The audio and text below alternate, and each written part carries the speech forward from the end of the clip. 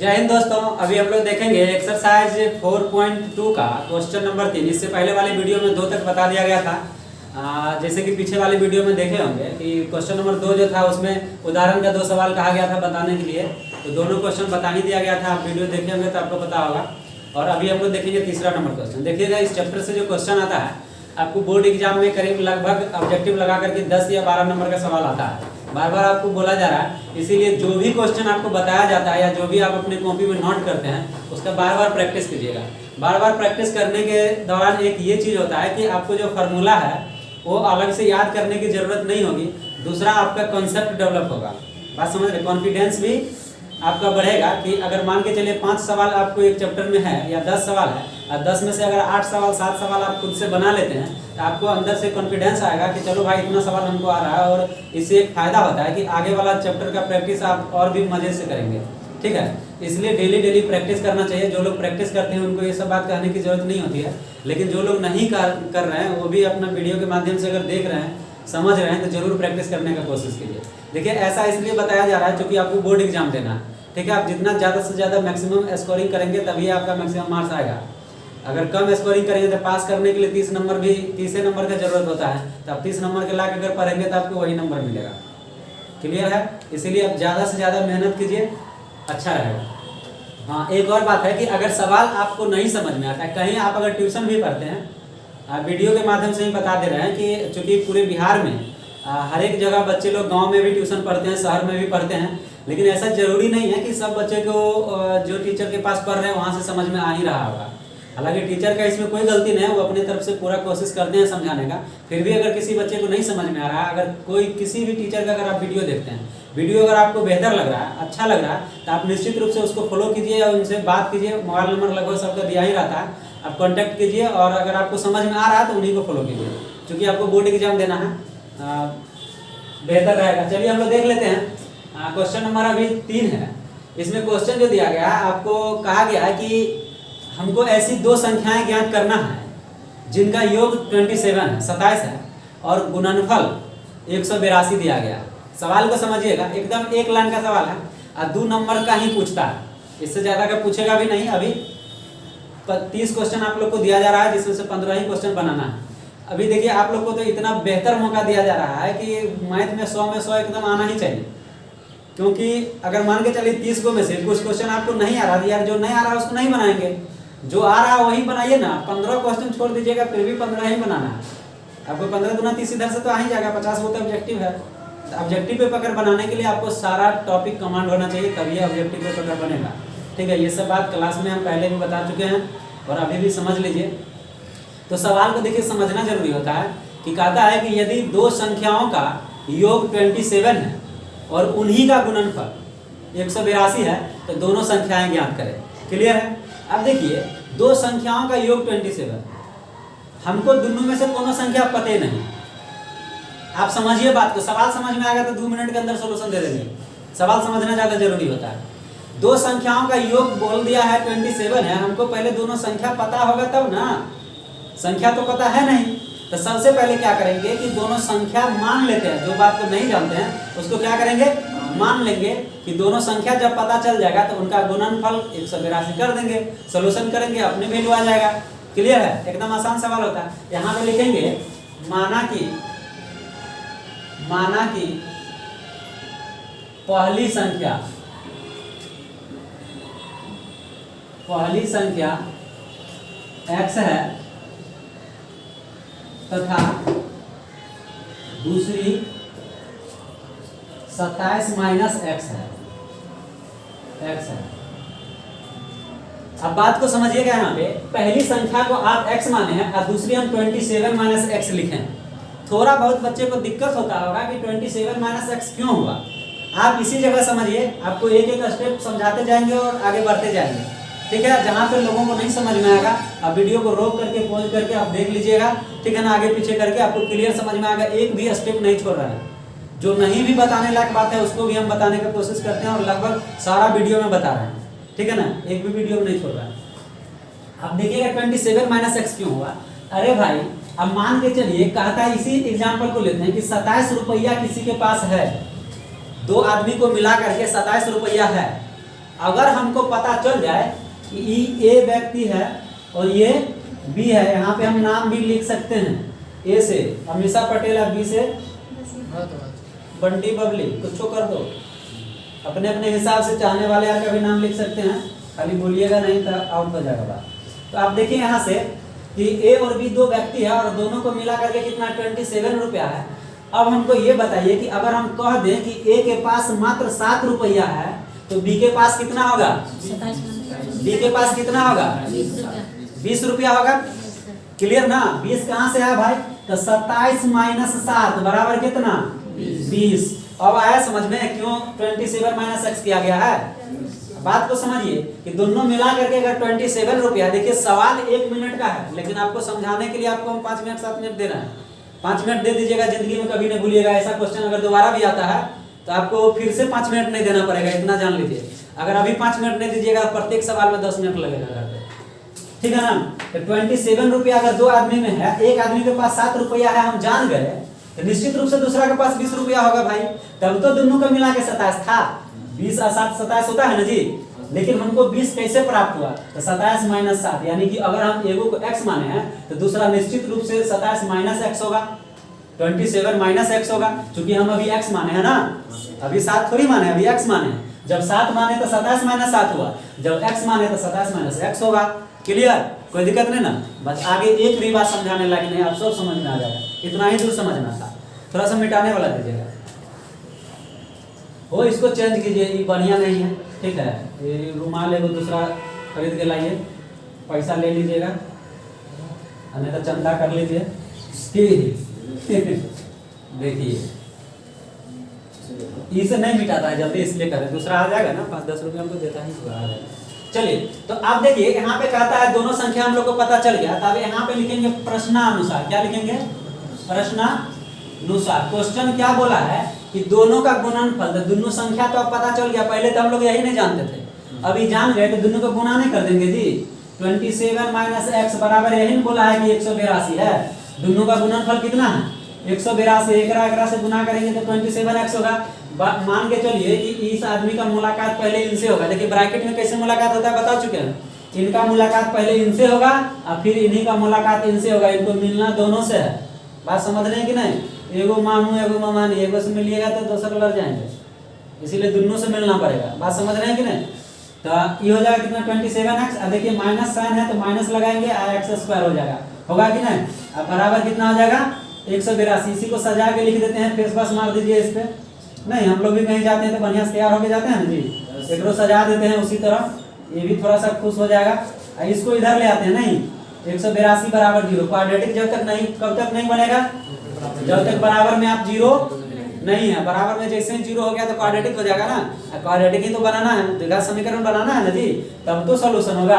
अब देखिए यहाँ पे माइनस थोड़ा अच्छा नहीं लगता है, इसको माइनस को हटा देंगे। आपको एक बात बताए थे कि माइनस जब भी कॉमन लेते हैं तो अंदर का साइन चेंज हो जाता है। तो इसको लिखेंगे x² माइनस 27x प्लस 182 बराबर कितना हो जाएगा?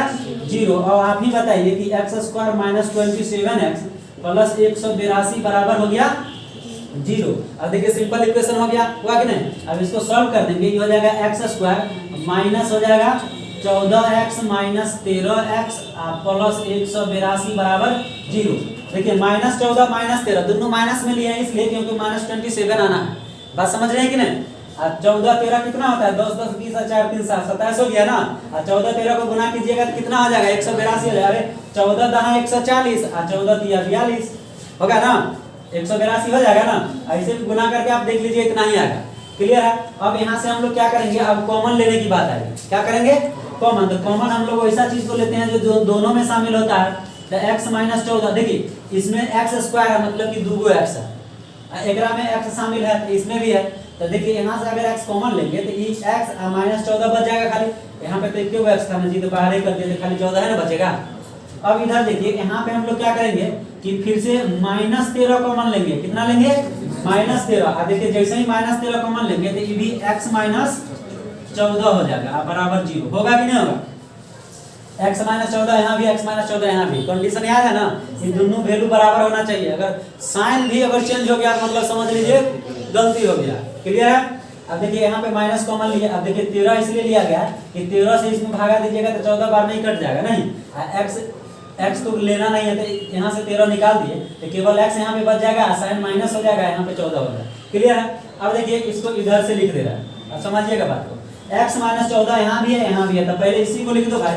कितना लिखेंगे? x माइनस 14, तो बचेगा क्या?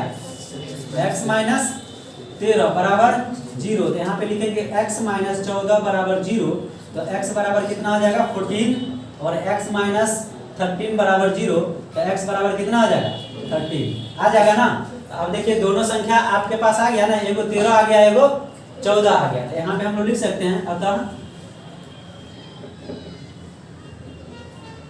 संख्याएं कितना आ गया? 13 14 होगा, नहीं यही आपका फाइनल आंसर हो जाएगा। कोई दिक्कत नहीं ना? ठीक है, तो हम लोग नेक्स्ट देखते हैं दूसरा सवाल। तो चलिए हम लोग अब चौथा नंबर क्वेश्चन देख रहे हैं। चौथा नंबर क्वेश्चन कहता है कि दो कर्मागत धनात्मक पूर्णांक ज्ञात करना है जिनके वर्गों का योग 365 है। क्वेश्चन यही है, आपके पास बुक होगा, आप अपने बुक से मिलाएंगे। दो धनात्मक कर्मागत संख्याओं ज्ञात करना है जिनके वर्गों का योग यानी दोनों संख्या होगा, उनके वर्गों का योग 365 है, तो दोनों संख्या हम लोग को ज्ञात करना है। सवाल यही है। तो देखिए यहाँ पे हम लोग लिखेंगे, माना कि क्वेश्चन नंबर 4 है ना, माना कि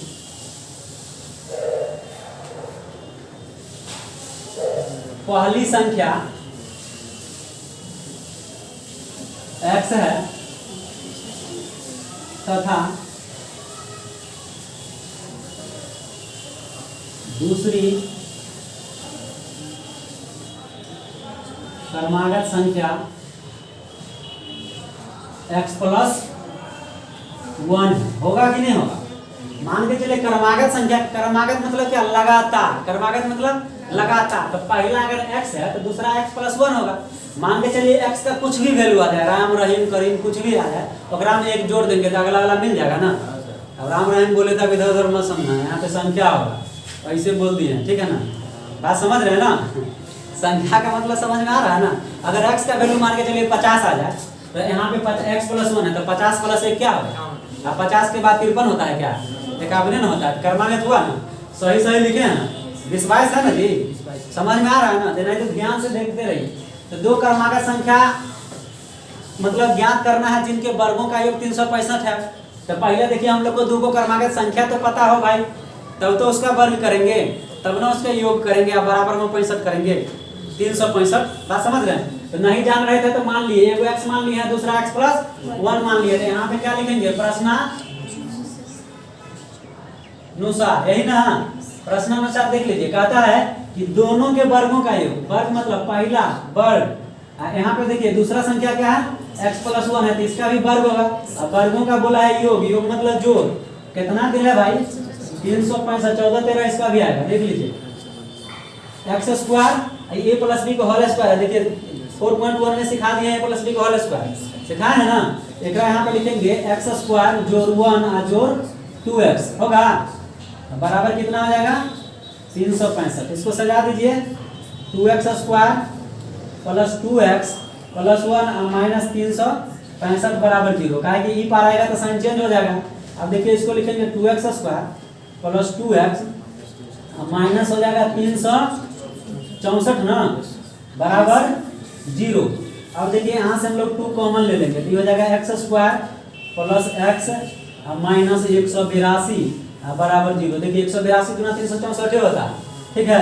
अब यहाँ से हम लोग कर देंगे x square plus x minus 182 बराबर 0। अच्छा एक बात आप लोग को लगता होगा कि जब कॉमन लेते हैं तो यह बराबर 0 लिखते हैं, चल कहाँ जाता है भाई? ये चल कहीं नहीं जाता है। देखिए एक बार इसको भी 0 के बराबर करेंगे, एक बार इसको भी 0 के बराबर करेंगे। देखिए इसको तो 0 के बराबर कर दिए, एक बार 0 के बराबर करेंगे, 2 बराबर 0 थी तो 0 हो गया, नहीं हुआ जी? एक कहानी साफ हो गया, खत्म, कुछ वैल्यू नहीं निकालना, 0 के बराबर हो गया ना। अब देखिए इसको हम लोग करेंगे तो यहाँ से हम लोग को सोल्यूशन मिलेगा, ठीक है। तो चलो यहीं पे कर दे रहे हैं, नहीं तो ये आपका इक्वेशन बन गया क्वाड्रेटिक। अब इसको सजा देना, इसको लिखेंगे एक्स स्क्वायर अब प्लस 14x माइनस 13x अब माइनस 182 बराबर 0। अब भी इससे पहले वाले वीडियो में देखे थे कि उसमें क्या था, मतलब पहले वाले क्वेश्चन में 182 था लेकिन प्लस में था और यहाँ पे माइनस में था। नहीं, -27 था, तो दोनों को माइनस में लिखे खोल दिया। अभी प्लस में x दिया गया है, अभी भी बढ़िया ना जी, 14x में से 13x घटाएंगे तो 1x नहीं बचेगा, आई दोनों को गुना करेंगे तो इतना आ जाएगा। कंडीशन तो हम लोग यही सीखे थे, तो जिन दोनों को जोड़ने और घटाने पे ये प्राप्त होगा, उसी दोनों को गुना करने पर इसके बराबर आ जाना चाहिए, दोनों के गुणनफल के बराबर आ जाना चाहिए। क्लियर है? अब यहाँ से देखिए हम लोग क्या करेंगे, x कॉमन ले लेते हैं, ले लेंगे जी, ये हो जाएगा x प्लस 14, यहाँ पे देखिए -13 कॉमन लेंगे, ये हो जाएगा x प्लस 14 बराबर 0। हो गया ना?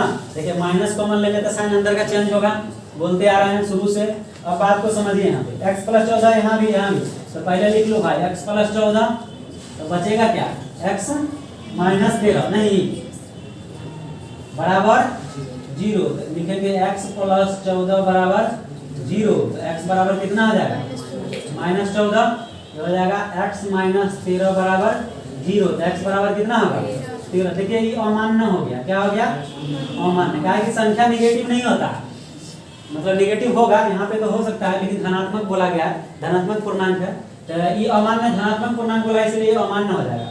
ये देखिए कितना आ गया, 13 आ गया x का वैल्यू, तो एगो संख्या आपको कितना मिल गया, 13। यहाँ पे दूसरी लिखेंगे, दूसरी संख्या, दूसरी संख्या क्या माने थे भाई, x प्लस 1 माने थे, x का मान कितना आ गया, 13 प्लस 1 कितना आ गया, 14। बताइए 14 13 में लगातार क्रमांक संख्या है कि नहीं है ना जी, तो इसीलिए आपका 13 और 14 इसका राइट आंसर होगा। कोई दिक्कत नहीं ना, समझ में आया ना सब लोगों को, आ गया ना? चलिए हम लोग फिर दूसरा क्वेश्चन इसके बाद देखेंगे।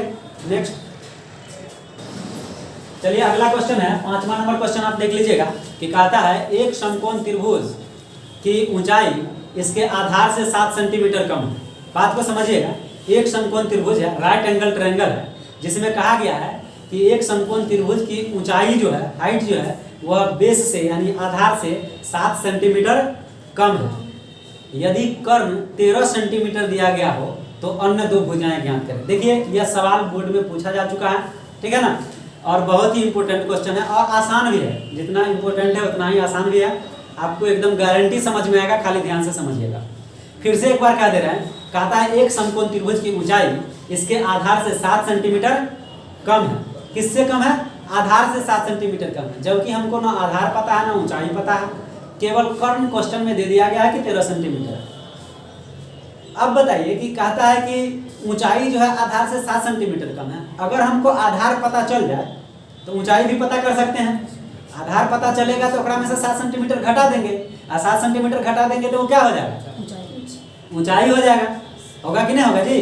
तो ऐसा क्वेश्चन के लिए हम लोग क्या करेंगे, सबसे पहले मान लेते हैं, कितना नंबर क्वेश्चन है, 5 नंबर।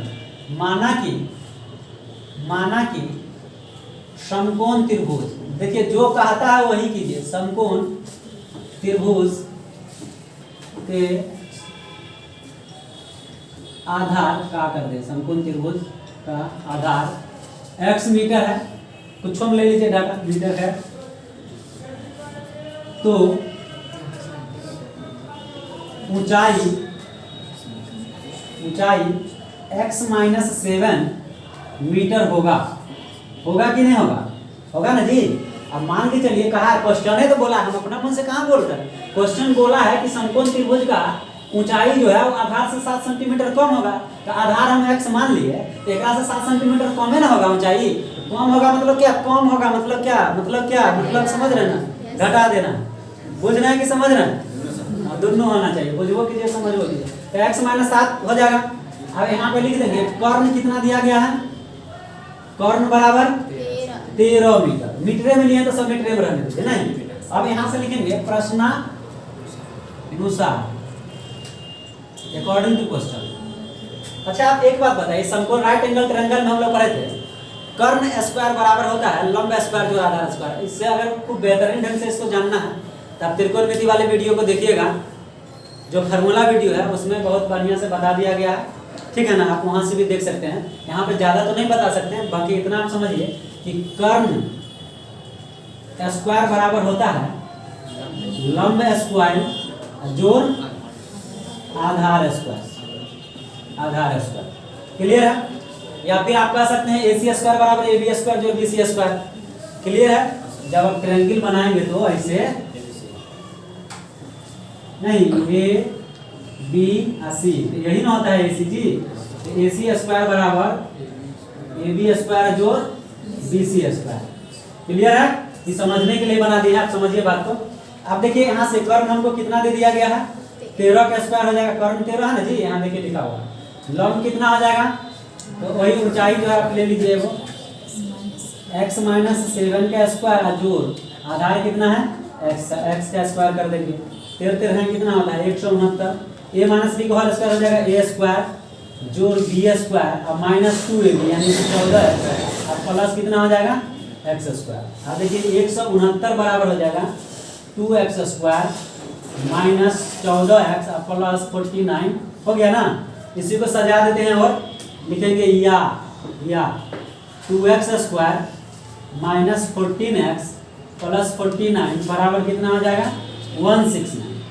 फिर से लिखिए 2x square minus 14x plus 49 और माइनस 169 दैट इक्वल टू 0। इसको लिखेंगे 2x स्क्वायर माइनस 14x, इसमें से घटा दीजिए कितना होता है 120 ना, 49 20 69 होगा ना, तो माइनस 120 दैट इक्वल टू 0।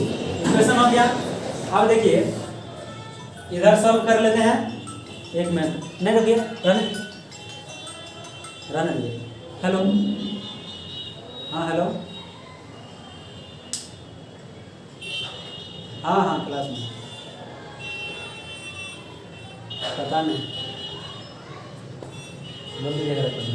हाँ देखिए, तो यहाँ पे हम लोग क्या करते हैं कि अब कॉमन ले लीजिए। देखिए 2x square minus 14x minus 120 बराबर कितना हो जाएगा 0। तो 2 हम यहाँ से कॉमन ले लेंगे तो क्या हो जाएगा x square minus 14x sorry देखिएगा 7x और माइनस 60 बराबर 0।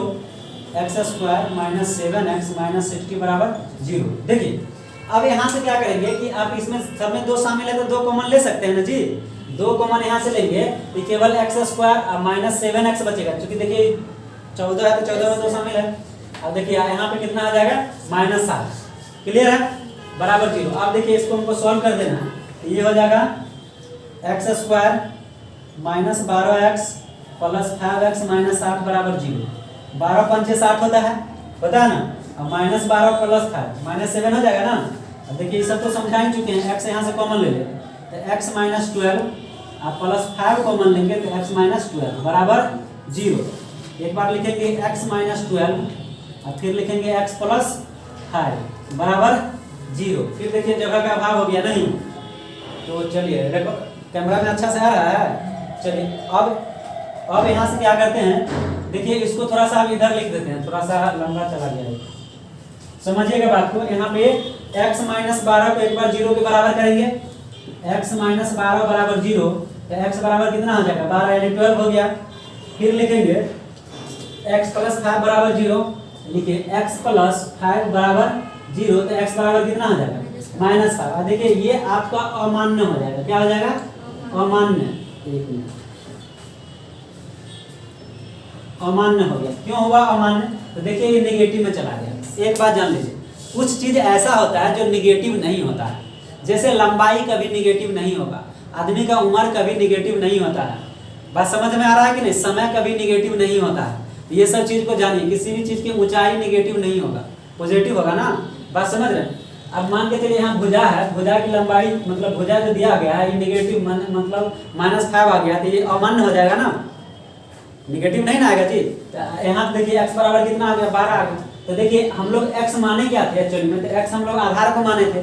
तो यहाँ पे आधार अन्य 2 भुजाएं ज्ञात करना है। हम लोग लिखेंगे यहाँ पे आधार बराबर क्या लिखेंगे, आधार बराबर 12 मीटर होगा।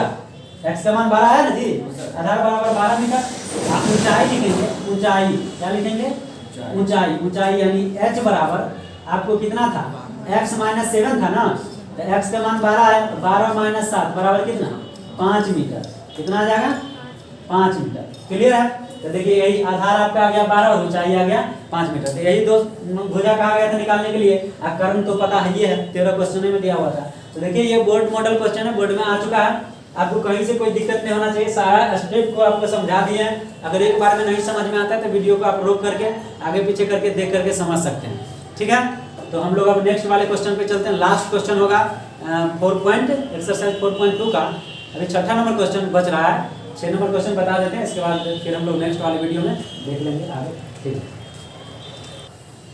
हाँ, तो चलिए देखते हैं, हम लोग अंतिम क्वेश्चन देख रहे हैं, छठा नंबर, जो कि एक्सरसाइज 4.2 का क्वेश्चन नंबर 6 होगा। और देखिएगा बहुत ही अच्छा सवाल है। और उदाहरण में जो क्वेश्चन आपको दिया गया था, जो दूसरा नंबर क्वेश्चन है, जिसमें कहा गया है कि उदाहरण 1 में दी गई समस्याओं को हल करें, वहाँ पे देखिएगा कुटीर उद्योग का क्वेश्चन पूछा गया था। और देखिए सेम एकदम उसी पैटर्न पे यहाँ भी क्वेश्चन दिया गया, यानी एक ही क्वेश्चन, मतलब कि एक ही टाइप का 2 क्वेश्चन आपको देखने को मिलेगा, जो अभी हम बताने जा रहे हैं। तो आप इसको ध्यान से समझिएगा। कहता है कि एक कुटीर उद्योग में कुछ बर्तन निर्माण किए गए हैं। देखिए बहुत अच्छा सवाल है, बड़ा सवाल है, आपको बिना किताब का सवाल बोल रहा है। आपके पास बुक होगा, आप एकदम निश्चित रूप से मिलाइएगा, डाटा वही रहेगा, हो सकता है भाषा तनी इधर उधर हो, कोई दिक्कत नहीं है, बाकी फिर सॉल्यूशन समझा देंगे। एक कुटीर उद्योग है जिसमें कुछ बर्तनों का निर्माण किया जा रहा है। किसी खास दिन यानी एक विशेष दिन देखा गया कि निर्मित बर्तनों की संख्या, मतलब एक दिन देखा गया कि निर्माण किए गए बर्तनों की संख्या के दुगुने से 3 अधिक जो था, उसका एक बर्तन का निर्माण लागत था। बात समझ आएगी कि नहीं? यानी कि किसी खास दिन देखा गया कि एक बर्तन का जो निर्माण लागत था, उस दिन निर्माण किए गए बर्तनों की संख्या के दुगुने से 3 अधिक है रुपयों में, ठीक है ना। यदि किसी खास दिन कुल निर्माण लागत 90 रुपया थी, तो निर्मित बर्तनों की संख्या ज्ञात करनी है और प्रत्येक नग का कीमत भी ज्ञात करना है। क्लियर है? सवाल को फिर से समझिएगा, थोड़ा बढ़िया से समझिएगा कि एक कुटीर उद्योग है जिसमें कुछ बर्तन निर्माण किए गए हैं, ठीक है। प्रत्येक बर्तन का निर्माण लागत, प्रत्येक बर्तन का निर्माण लागत उस दिन निर्माण किए गए बर्तनों की संख्या के दुगुने से 3 अधिक है। बस इतना ही समझना है। उस दिन निर्माण किए गए बर्तनों की संख्या के दुगुने से 3 अधिक है। यदि किसी खास दिन कुल निर्माण लागत 90 रुपया आई है, तो प्रत्येक बर्तन की, यानी कि बर्तन की संख्या भी आपको ज्ञात करना है, बर्तन की संख्या भी आपको ज्ञात करना है, और प्रत्येक नग का निर्माण लागत भी ज्ञात करना है। क्लियर है? यही आपके पास सवाल है। तो उम्मीद करते हैं क्वेश्चन आपको समझ में आया होगा। बाकी का हम लोग चलिए देख लेते हैं। यहाँ पे हम लोग लिखेंगे, क्योंकि पूछा गया बर्तनों की संख्या बताइए क्या है, तो हम लोग लिखेंगे माना कि निर्मित बर्तनों की संख्या x है। कितना है? x है। मान लेते हैं कुटीर उद्योग में एक दिन में x बर्तन का निर्माण किया गया होगा, तो यहाँ पर लिखेंगे प्रत्येक नग का निर्माण लागत। बोला है कि प्रत्येक नग का जो निर्माण लागत है उस दिन है। इस सवाल को ध्यान दीजिएगा, वहाँ बहुत बड़ा डाटा दिया गया, मतलब लंबा क्वेश्चन है, लेकिन यहाँ पे आपको एकदम बिल्कुल ठेठ भाषा में समझा रहा है। आप समझिए कि निर्मित बर्तनों की संख्या x है, चूंकि निकालना भी है, निर्मित बर्तनों की संख्या x है, और कहता है कि प्रत्येक नग का निर्माण लागत जो है किसी एक दिन निर्मित बर्तनों की संख्या के दुगुने से 3 अधिक है। जो निर्माण लागत होगा कि बर्तन की संख्या के दुगुने, तो संख्या x है तो इसका दुगुना 2x होगा, और दुगुने से 3 अधिक है। नहीं, निर्माण लागत कितना रुपया होगा। क्लियर है? होगा कि नहीं होगा? रुपया ना होगा जी। निर्माण लागत मूल्य किस में आता है? रुपया में आएगा। नहीं, निर्माण लागत इतना है। अगर किसी खास दिन देखा गया कि कुल निर्माण लागत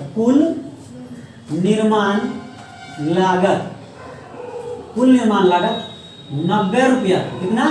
90 रुपया है, तो प्रत्येक निर्मित बर्तनों की संख्या ज्ञात करना है और प्रत्येक नग का निर्माण लागत ज्ञात करना है। यानी कि अगर आपको x का वैल्यू पता चल जाए तो हम लोग बर्तन की संख्या तो पता चल ही जाएगा, और एक बर्तन का क्या मूल्य होगा वो भी पता चल जाएगा। नहीं, अब देखिए निर्माण लागत, अब यहाँ से लिखेंगे प्रश्नानुसार। क्या लिखेंगे? प्रश्नानुसार। क्वेश्चन बोला, अब यहाँ से क्वेश्चन के हिसाब से काम करेंगे। कुल निर्माण लागत 90 रुपया दिया गया, अब इधर से पहले लिख लो 90 रुपया। कुल निर्माण लागत 90 रुपया।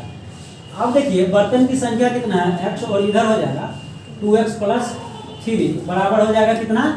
90। होगा कि नहीं होगा? अब ये कैसे हुआ? तो देखो उस दिन भी बताए थे और एक बार फिर से अभी बता दे रहे हैं, आप समझने की कोशिश कीजिए। ये तो भाई बर्तनों की संख्या है, कि एक बर्तन का मूल्य होगा, टोटल पैसा कितना खर्चा हुआ एक दिन में 90 रुपया। अब आप बताइए, फिर से वही उदाहरण पे चलते हैं कि मान के चलिए एक कलम का दाम 5 रुपया है, एक कलम का दाम 5 रुपया है, बात समझ रहे हैं ना। और टोटल मान के चलिए कि आप 10 को कलम खरीदते हैं, 10 को कलम खरीदते हैं, तो दुकानदार को कितना पैसा हम देंगे? एक कलम का दाम 5 रुपया है और आप 10 कलम खरीद रहे हैं, तो दुकानदार को कितना पैसा देना होगा? 50 रुपया देना पड़ेगा, कोई डाउट नहीं इसमें। यानी कि हम लोग किए क्या कि 5-10 कलम खरीदे हैं, सामान की संख्या तो हो गई 10 नहीं, और एक सामान का दाम कितना था? 5 रुपया। तो यहाँ पे क्या किया, सामान की संख्या को रुपया से क्या किया, गुना कर दिए, यानी कि एक सामान का जो मूल्य है उससे गुना कर दिए, यानी कि 10 गुना 5, और कितना पैसा दिए? 50 रुपया दिए। समझ में आ रहा है बात कि नहीं आ रहा है? अब बात को समझिए, ये सामान की संख्या है यानी बर्तनों की संख्या है, और एक बर्तन का निर्माण लागत मूल्य कितना है? 2x + 3 है। तो अब बताइए, सामान की संख्या को ये रुपया से गुना करेंगे तब तो टोटल निर्माण लागत तब तो 90 रुपया हुआ है, यानी कि ये दोनों का गुणनफल जो है समझना है। देखिए क्वेश्चन में सारा चीज आपको दे देगा तो फिर आप क्या बनाएंगे? यही तो हम लोग को समझना है कि दोनों का गुणनफल एक्चुअली में 90 रुपया दिया गया है। क्या दिया गया है? दोनों का गुणनफल 90 रुपया दिया गया है। एक्चुअली में गुणनफल भी होता है ना भाई। अगर मान के चलिए 10 कलम खरीदे और एक कलम का दाम 5 रुपया है, तो टोटल कितना रुपया दुकानदार को दिया? दोनों का गुणनफल है ना 50 है, यहाँ भी गुणनफल 90 होना चाहिए कि नहीं होना चाहिए? कोई दिक्कत इसमें नहीं ना? इतना समझ गए तो बात खत्म है, अब तो कुछ नहीं करना। क्लियर है? आ रहा है समझ में कि नहीं? टॉनिक देना पड़ेगा, टॉनिक देना पड़ेगा। अच्छा ठीक है, तनी देर रुको देते हैं। ये दोनों को गुना करेंगे तो ये हो जाएगा कितना? 2x², इसको इससे गुना करेंगे तो प्लस में 3x होगा। इनका मुलाकात बारी बारी से दोनों से होना है, अब बराबर कितना हो जाएगा? 90। आप देखिए इसको लिखेंगे 2x² अब प्लस हो जाएगा कितना? 3x अब -90 बराबर 0। क्वाड्रेटिक इक्वेशन बन गया। इतनों को गुना करेंगे तो कितना हो जाएगा? 180 होगा नहीं? अब 15 12 180 होता है ना? हाँ होता है। देखो ये हो जाएगा 2x² + 15x अब -12x -90 बराबर 0। ये बात आया समझ में? और फर्स्ट टू लास्ट मल्टीप्लाई करते हैं तो दोनों को अभी 2x² है, कॉमन कॉमन कुछ नहीं आने वाला है। बात समझ रहे हैं कि ना? तो अभी हो जाएगा 9 दूना 18 यानी 180x²। अब माइनस में आएगा क्योंकि यहाँ माइनस है। अब देखिए यहाँ पे इसको हमको 3x लाना है ना प्लस में, 15x में से 12x घटेगा तो 3x हो जाएगा। अब 15 12 कितना होता है? 180 होता है। 15 का पहाड़ा 12 बेर पढ़िएगा, हम लोग 10 तक ना पढ़ते हैं, 12 बेर पढ़िएगा तो 180 आ जाएगा। बात समझ रहे हैं ना? अब देखिए यहाँ से क्या करेंगे, x कॉमन ले लेंगे, ये हो जाएगा कितना? 2x + 15। इधर से ले लेंगे -12 कॉमन, ये हो जाएगा x प्लस नहीं 12 कैसे कॉमन ले लेंगे? 6 कॉमन लेना पड़ेगा। 15 × 90 होता है ना? तो -6 अगर कॉमन ले लेते हैं तो ये हो जाएगा 2x + 15 बराबर 0। देखिए जितना ये है उतना ये भी आ गया। ये बात समझे? -6 कॉमन लिए क्यों? 6 दूना 12 अब 15 छका। क्लियर है? नहीं आ रहा समझ में? आप लोग बोलिएगा कभी कभी तो अपना लगे कि हाँ समझ में आ रहा है। अब देखिए यहाँ पे इसको लिख देते हैं 2x + 15 और फिर लिखेंगे x - 6 बराबर 0। तो इसको हीरो बना देते हैं इधर करने। एक बार करेंगे 2x + 15। देखिए 2x + 15 बराबर 0, तो 2x बराबर -15, तो x बराबर -15/2 आई हो जाएगा मान्य। क्यों होगा मान्य? बात को समझिए। अब बताइए निर्मित किए गए वस्तुओं की संख्या निगेटिव होगा किसी कीमत पे? एक दिन में अगर मान के चले निर्माण कर दिए तो कुछ भी निर्माण करेंगे तो पॉजिटिव होगा ना जी। बात समझ में आ गई? 5 को कटोरा बना दिए, बर्तन कटोरा भी बर्तन का भाग है ना। कटोरा छिपा बोलते हैं, थरिया लोटा समझते हैं, डिबिया खटिया समझते हैं, ये सब नहीं बोलते हैं। जरूर स्विट्जरलैंड से आए हम। बात बोल रहे हैं कि नहीं? यहाँ लड़कियां सब क्या करेगी, घरे जाएगी तो कहेगी मम्मी मामू का फोन आया। यहाँ पे कोई पूछ दे तो कहेगी मामा जी का फोन आया। बताइए इतना बड़ा अंतर देखने को मिलता है। बहुत सारे लोग मामू कहते हैं, मामा जी भी कहते हैं। नहीं तो सब लोग सब कुछ समझते हैं, क्योंकि सब लोग बिहार के रहने वाले हैं, तो इतना तो बात समझेंगे ना, और भारतीय हैं। क्लियर? देखिए तो ये क्या हो जाएगा? अमान्य हो जाएगा। क्योंकि निगेटिव नहीं होता। निर्मित किए गए वस्तुओं की संख्या कभी निगेटिव नहीं होगा, समय निगेटिव नहीं होगा, लंबाई निगेटिव नहीं होगा, आदमी का उम्र कभी निगेटिव नहीं होगा। किसी को सुने है कि -105 वर्ष जिया, ऐसा सुना है कभी? इतिहास बदल जाएगा, नहीं बदलेगा जी। नहीं तो अगर 2-4 बार बोल दिए तो बगल वाला पागल घोषित करके चल देगा वहां से, निश्चित रूप से। तो राजधानी लेके जाएगा। हाँ देखिए, हाँ रांची। देखिए अब यहाँ से ये अमान्य हो गया, तो दूसरा यहाँ पे क्या था, x - 6 बराबर 0 होगा ना जी। यहाँ पे लिखेंगे x बराबर कितना 6, ये बात सही है नहीं, x बराबर 6। तो आपसे पूछा गया था कि निर्मित बर्तनों की संख्या बताइए क्या होगा, तो यहाँ पे लिखेंगे निर्मित बर्तनों की संख्या कितना है, 6 है। प्रत्येक नग का लागत कितना आ जाएगा, 2x + 3 था ना, इसको लिखेंगे 2 × 6 + 3। देखो आ रहा है ना, ठीक से आ रहा है, नहीं आया यहाँ पे तो लिख दिए तो अब बोला मिटा दें, इधर मिटाएं कि इसको भी मिटा दें? बहुत छोटा हो गया सर।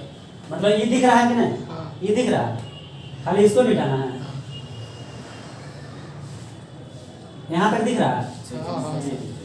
निर्माण लागत देखिए थोड़ा सा नहीं दिख रहा है कैमरा में, इसलिए तो आप देख लीजिए यहाँ पे ये कितना है, 2x + 6 है ना, 2x + 3 सर, सॉरी हाँ 3, तो बराबर नहीं देखिए 2 × 6 + 3 कितना आ जाएगा, 15। फिर यहीं पे चला गया, दिख रहा है कि नहीं? हाँ, दिख रहा होगा, नहीं तो हम बस बोलते रहे, कोई दिक्कत नहीं है। प्रत्येक नग का निर्माण लागत पूछा गया था, आप देखिए प्रत्येक नग का यहाँ से भी देख सकते हैं 2x + 3 है कि नहीं? यहाँ पे लिखेंगे 2x + 3 और x का मान अभी कितना 6 आ गया है ना, तो लिखेंगे 2 × 6 + 3, तो 6 × 12 3 कितना 15। यानी कि बर्तनों की संख्या 6 हो गया। एक दिन में 6 बर्तन का निर्माण किया गया है नहीं, एक बर्तन का मूल्य कितना हो गया, 15 रुपया हो गया। तो बताइए 6 बर्तन का दाम 15 × 6 = 90 रुपया होगा कि नहीं होगा? यानी बात सही है ना, समझ में आ गया ना सबको, कोई दिक्कत नहीं ना, बढ़िया से समझ में आ गया। तो चलिए ठीक है, आप हम लोग कल नेक्स्ट देख लेंगे एक्सरसाइज 4.3, उसका क्वेश्चन कर लेंगे और तब तक आप लोग इसका प्रैक्टिस करेंगे। और वीडियो को लाइक कीजिए, सब्सक्राइब कीजिए। अगर नहीं समझ में आ रहा है कहीं से, कोई इतना समझाने के बाद भी अगर किसी को लग रहा हो कि कुछ बात नहीं समझ में आ रहा है, तो आप जरूर कमेंट किया कीजिए, ठीक है, ताकि अगले वाले वीडियो में आपको सुधार के दिया जाएगा। और कम से कम सब्सक्राइब कीजिए और अपने दोस्तों में जरूर शेयर कीजिए। तब तक के लिए धन्यवाद।